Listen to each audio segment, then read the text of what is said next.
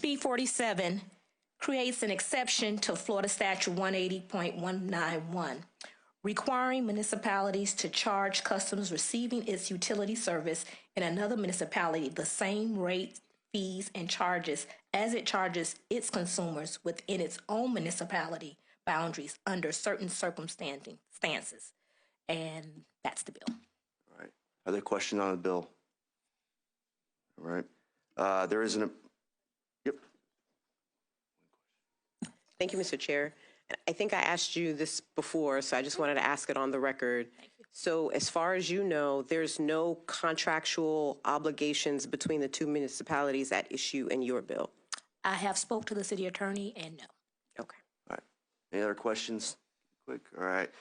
There is an amendment. You are recognized to explain your amendment. Okay, thank you. The amendment clarifies lines 55 through 58.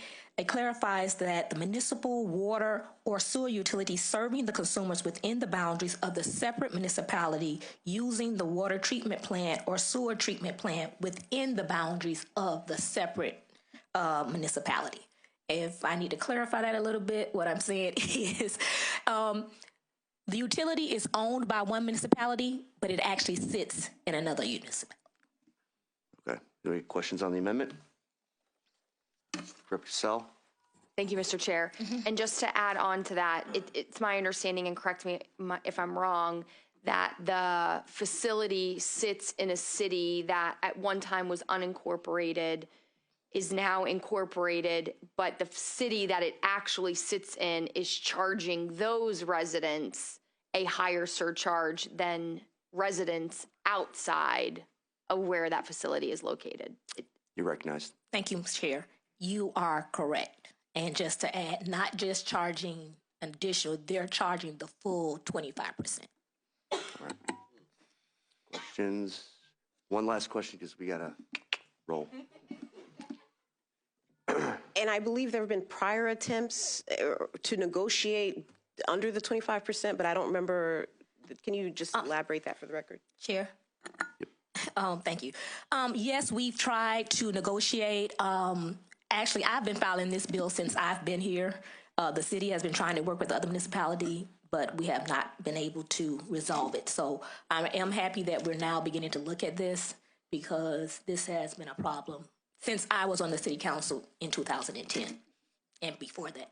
All right. Vice Chair LaMarca, one last question. Thank you, Mr. Chair. Representative, first of all, thank you for the preparation you put into your bills. It helps. What is the municipality? The municipality that this is affecting is the city of Miami Gardens, which sits in Miami-Dade County. And I'll also share that Miami-Dade County has a resolution supporting this. All right. Thank you.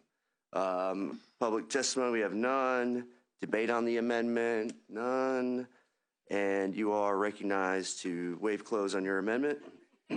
Waive close. All right. Without objection, your amendment is adopted. The bill as amended. Do we have any questions on the bill as amended? No. We have public testimony. Jess McCarty, the Executive Assistant County Attorney of Miami-Dade County, waives in support. And then we have Bob Mayerson, City of Parkland, Commissioner, waives in support. All right, thank you. We got one more card. We got one more card coming. Miami Gardens waives in support. I would assume that they'd waive in support. All right, so we have members. We have any debate on this bill? You recognize? Very quickly, just so proud of my seatmate, Representative Robinson, for representing your community well, knowing firsthand from your time in Miami Gardens. Just so happy to be in support of this bill. I know that you've been doing a lot of work on it, and yes, her bill preparation skills are something to behold. If you haven't got one of those little cards, you should get one. I promise you, I'm going to try to teach my staff to be just as neat. Thank you. All right. Any other debate? Well, I will say that I did go and visit this situation, and I was very surprised. Well, not surprised, I guess.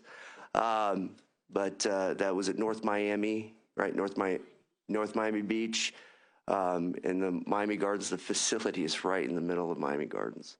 So these are the issues that we have to address. Every issue around the state of Florida is complex and different, and between Representative Brackett's bill and this bill, we're working hard to address all the issues and making sure that we build a right path for Florida and our constituents.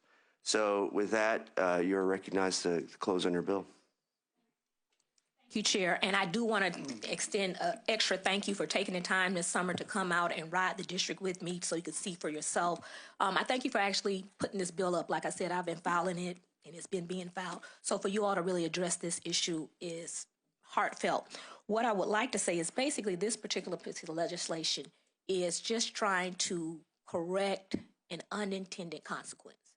I'm positive when the statute was written years ago that it wasn't intended to put a burden like this on our Floridians.